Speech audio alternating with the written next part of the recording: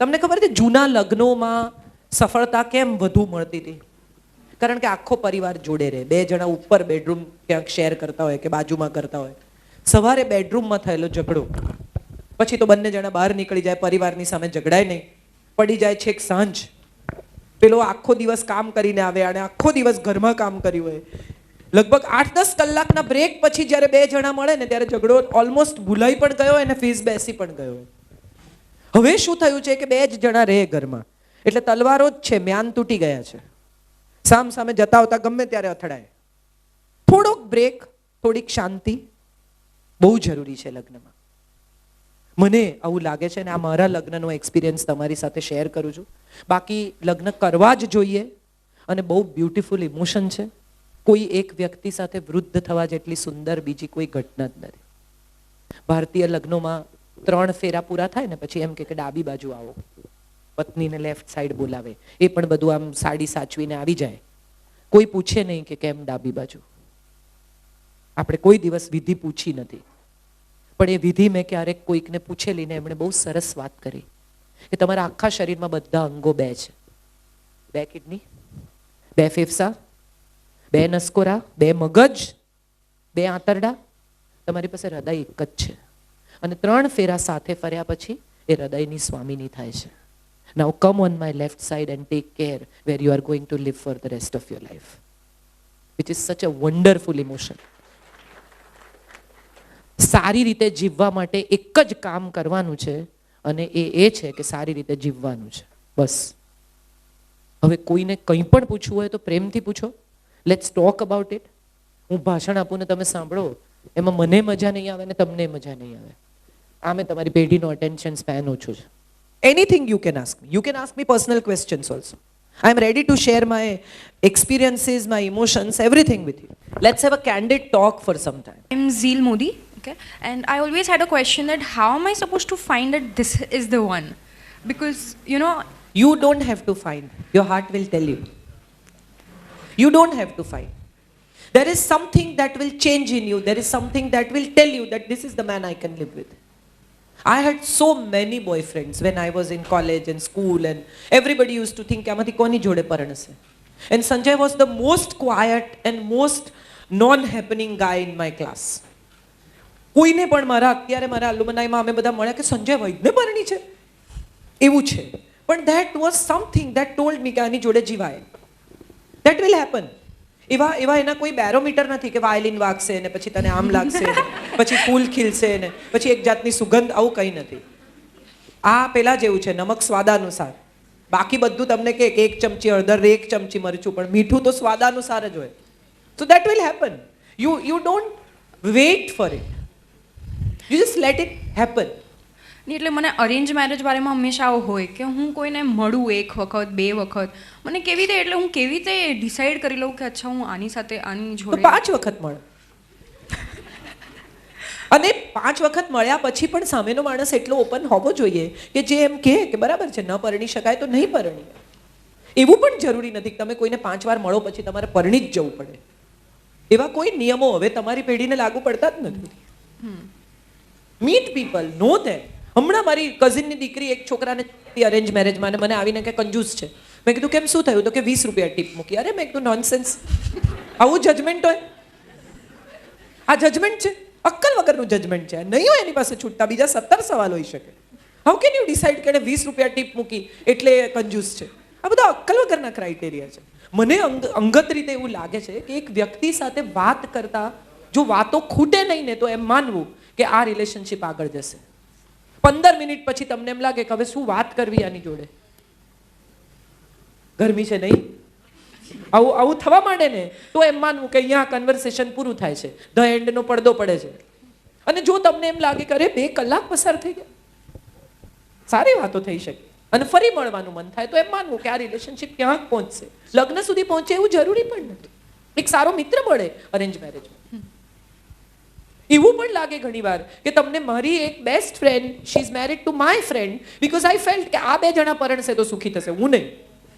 અને they are very happy. They live in America and both are my very good friends. એવું પણ થાય કે તને કોઈ છોકરો મળે ને એમ થાય કે પેલા માટે સરસ, આપણો નહીં મેળ ખાય પણ તું આને મળી લે. You never no. Life is all about something that comes as a surprise. And I think every day there has to be a surprise. આંખ ખુલે ત્યારે એક આશ્ચર્ય તમારી રાહ જોવું જોઈએ, તો એમ માનવું કે જિંદગી હજી મજાની છે. 50 ફર્સ્ટ ડેટ્સ કેટલા લોકોએ જોઈ છે? What a wonderful film it is. રોજ રાત્રે એ છોકરી ભૂલી જાય કે આ છોકરો મારા પ્રેમમાં પડ્યો હતો, અને સવારે ઉઠે ત્યારે એને નવેસરથી મહેનત કરવાની. 50 times he tries, and the 50th time when he is going, the girl tells him, what time do we meet tomorrow? What a wonder. ધીરજ અદ્ભુત છે. લગ્નમાં એક વસ્તુ જે બહુ જ અનિવાર્ય છે, ધીરજ છે. અને ધીરજ હવેના છોકરાઓમાં ખૂટી ગઈ છે. એનું એક કારણ એ પણ છે કે પેરેન્ટ્સમાં ધીરજ નથી.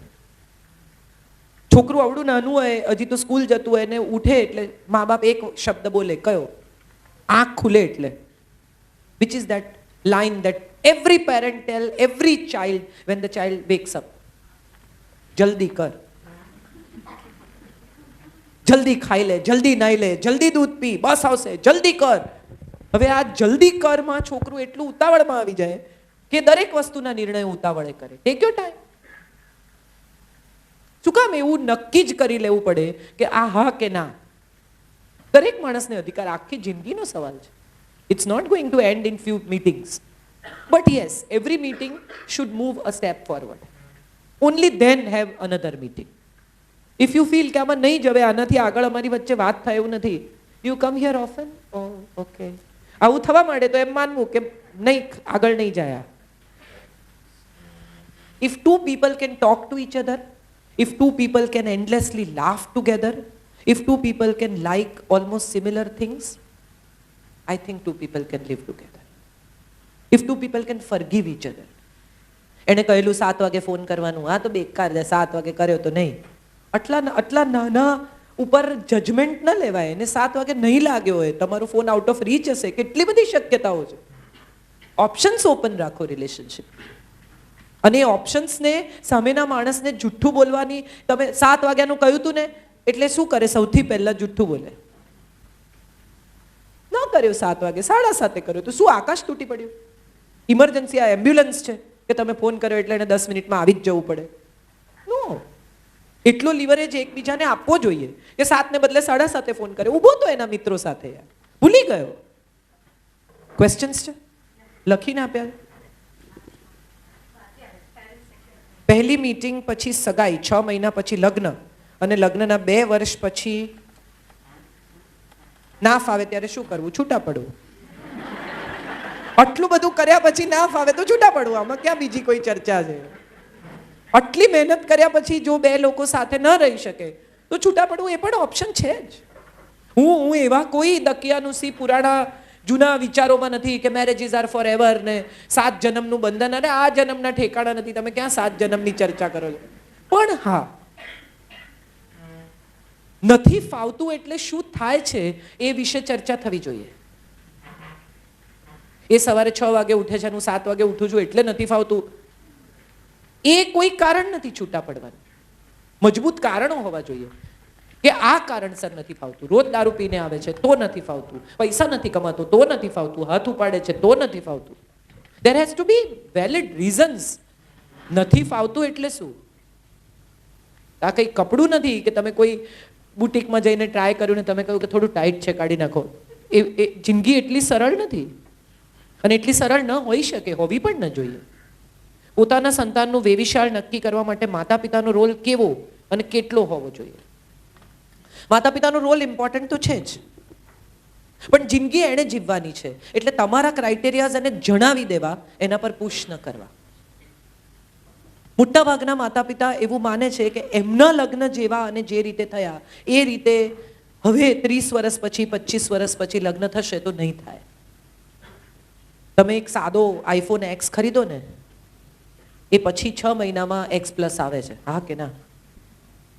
તમે એક AA ખરીદો તો AA+ આવે છે, પ્લસ લો તો પ્લસ આવે છે, S7 ખરીદો તો S8 આવે, S8 ખરીદો તો S9 આવે. એનો અર્થ એમ થયો કે અપગ્રેડેશન સતત ચાલે છે. તો જે મા બાપ 66માં 65માં જન્મ્યા હતા એ પછી અત્યારે 70માં 80માં જન્મેલા છોકરાઓમાં અપગ્રેડેશન નહીં હોય? ફીચર બદલાયા છે, ક્રાઇટેરિયાઝ બદલાયા છે, જરૂરતો બદલાઈ છે. તમારે જણાવવું કે આટલું મને લાગે છે કે લગ્નના બેરોમીટર્સ છે. એ પછી એને જ નિર્ણય કરવા દેવો. મોટા ભાગના મમ્મી પપ્પા છોકરી જોઈને આવે ને એટલે કે મને તો બહુ જ ગમી છે. ડોન્ટ ઓપાઇન. તમને ગમી હોય તો પણ થોડી ધીરજ રાખો, એનો ઓપિનિયન શું છે સાંભળો પહેલા, કારણ કે એ તમને બહુ ચાહે છે. તમને ગમી છે એટલે એના 50% હા થઈ ગઈ સમજ્યા વગર. થોડીક ધીરજ રાખો, એના ઓપિનિયનને સાંભળીને તમારો ઓપિનિયન આપો. અને એક વાત મારે બહુ દ્રઢતાથી કહેવી છે, મને ખબર નથી મારે અહીંયા કહેવી જોઈએ કે નહીં, છતાંય હું કહું છું. બોલ્ડ હવે આવે છે તોરલબેન. જ્યોતિષમાં ભરોસો રાખો, જો તમારા પેરેન્ટ્સ રાખતા હોય, બીજા રાખતા હોય, પણ જન્માક્ષર એ એકમાત્ર ક્રાઇટેરિયા નથી સાથે જીવવાનું. મારા અને સંજયના જન્માક્ષર અમે મેળવ્યા નથી, અમે 25 વર્ષથી જોડે રહીએ છીએ, કોઈ પ્રોબ્લેમ નથી. એટલે દૂર રહેલો મંગળ જે તમને નરી આંખે દેખાતો નથી, એ સવારે ઉઠીને એવું નક્કી નહીં કરે કે આજે આને નડીશ. એવું નહીં થાય. ખરેખર જો જિંદગીમાં કશું નડતું હોય ને તો એ પૂર્વગ્રહો નડે છે, આગ્રહો નડે છે, દુરાગ્રહો નડે છે, હઠાગ્રહો નડે છે. બાકીના કોઈ ગ્રહો એવા નડતા નથી અને એવી કોઈ તકલીફ થતી નથી. હા, તમારા પેરેન્ટ્સને શ્રદ્ધા હોય તો એમની શ્રદ્ધાને લાત મારવાની કે એની સામે દલીલો કરવાની જરૂર નથી. એમની શ્રદ્ધાને માન આપો, એમની શ્રદ્ધાને તમારે નમવું જોઈએ, પણ ધેટ ડઝન્ટ મીન કે આ એક જ ક્રાઇટેરિયા કે જન્માક્ષર મળે તો જ લગ્ન થાય. અને મા બાપે પણ છોકરી બતાવતા પહેલા જન્માક્ષર બતાવી દેવાના. એ બહુ મહત્વનું છે, કારણ કે છોકરી ગમે પછી એમ કે હવે નથી મળતા, which is the most painful thing for the child. કે માંડ 3, 4, 15 છોકરીઓ જોયા પછી એક છોકરી ગમી અને પછી એમ કે હવે જન્માક્ષર નથી મળતા. So for a child also it is a kind of heartbreak situation. So don't do that.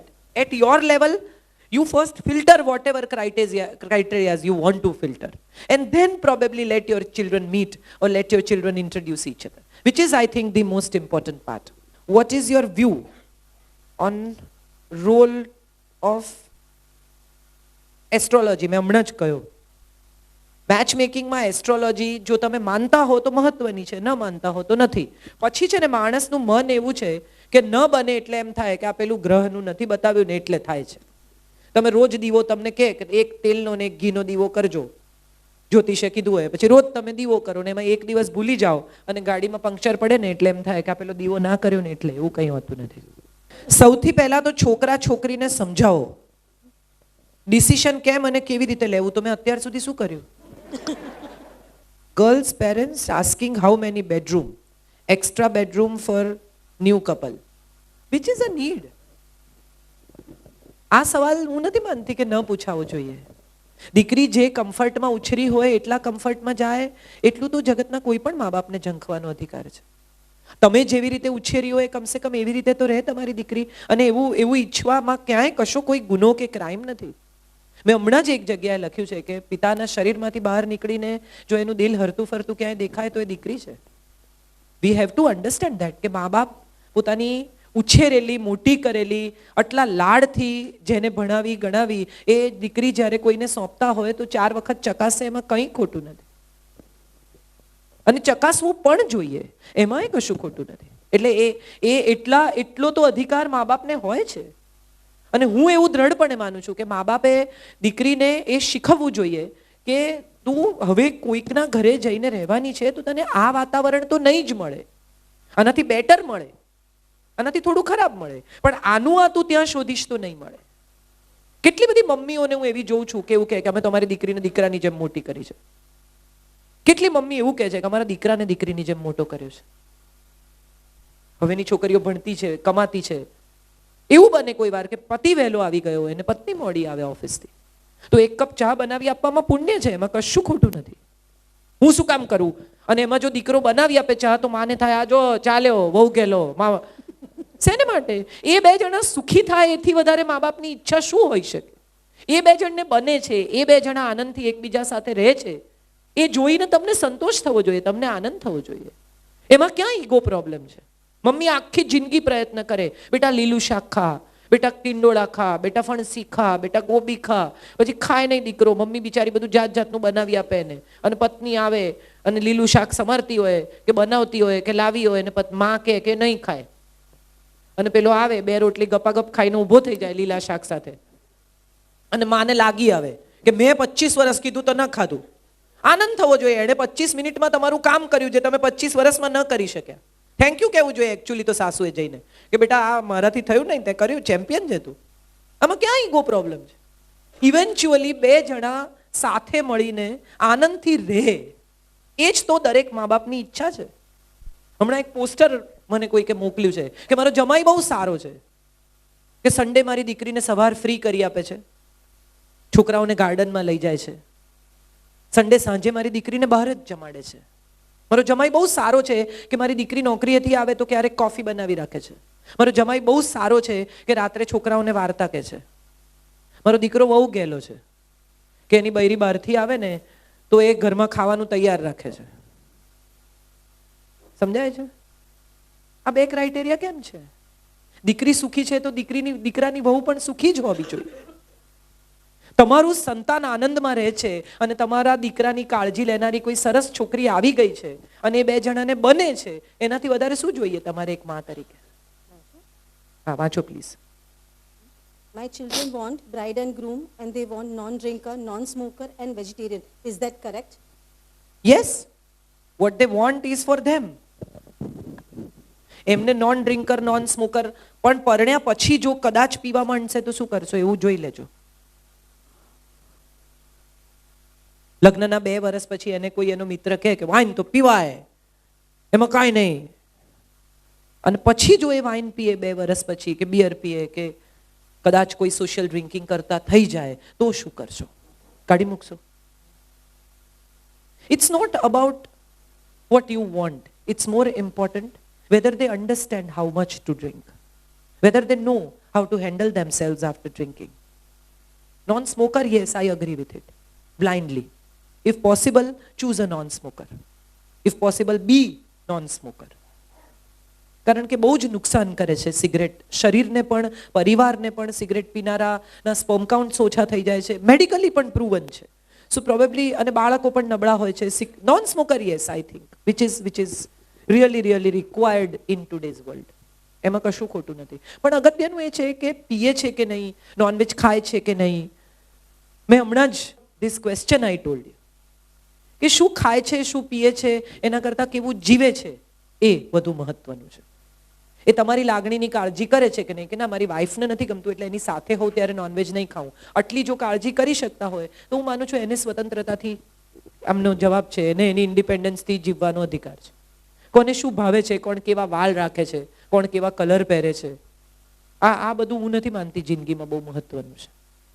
નવા એન્ગેજમેન્ટ થયા હોય, પ્રેમમાં પડ્યા, હમણાં તો હું એટલું બધું ટ્રાવેલ કરું છું, મારી બાજુમાં આવા યંગ છોકરાઓ બેઠા, સ્પીકર અહીંયા રાખે આમ, અને એટલા ધીમેથી વાત કરે ફોન પર, 1 કલાક એ વાત કરે, તમને એમ થાય કે શું એક અક્ષર તમારા કાને પડે, એટલી ધીમે વાત કરે.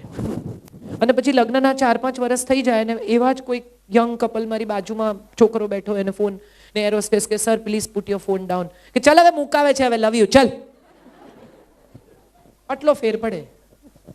હું એવું માનું કે પહેલા આવી રીતે વાત કરે ને એનો વાંધો નહીં, લગ્ન પછી સ્પીકર અહીંયા રહેવું જોઈએ અને ધીમેથી વાત થવી જોઈએ, એ ટકી જવું જોઈએ.